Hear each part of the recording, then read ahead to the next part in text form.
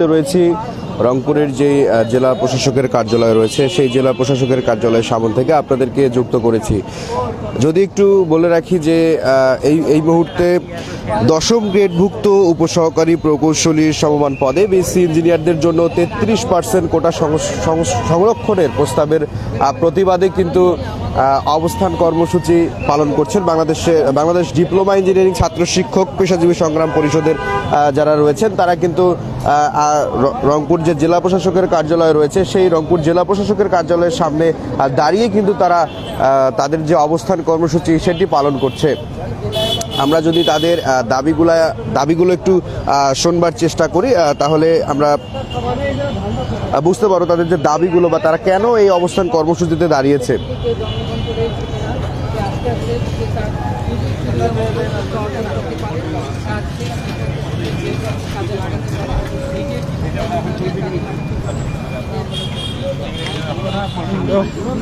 আমরা যদি এই পর্যায়ে একজনের সাথে কথা বলার চেষ্টা করি। আচ্ছা, আপনাদের আজকে কেন এখানে দাঁড়িয়েছেন, আপনাদের দাবিগুলো কি কি একটু যদি বলতেন, কেন দাঁড়িয়েছেন? আমাদের কর্মসূচি আমাদের জীবন মরণের সমস্যা হয়ে গেছে। আমরা 10ম গ্রেডে আমাদের বেতন, আমাদের ডিপ্লোমা ইঞ্জিনিয়ারের বেতন পাইতো 10ম গ্রেডে, এবং সে আমার জিয়াউর রহমান সরকার জিও করে আমাদেরকে দিয়েছে। অথচ এই বিসি ইঞ্জিনিয়ার কুলাঙ্গারা এরা আবার করছে সরকারের ভিতরে ঢুকে থাকা কিছু আমলাকে দিয়ে ঐকিক নিয়ম চালু করেছে। আমরা 33% কোটা পাই, পদোন্নতি পাই, ওরা 33% ডিমোশন চাইছে।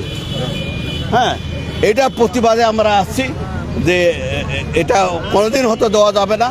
আমাদের যে সরকার এর আগে জিও দিয়েছে সেই আমরা 10ম গ্রেডে, আমার 9ম গ্রেডে যেতে চাই না। আমার 9ম গ্রেড প্রমোশন পেলে যাব, প্রমোশন পাওয়া সবার অধিকার আছে। ধন্যবাদ।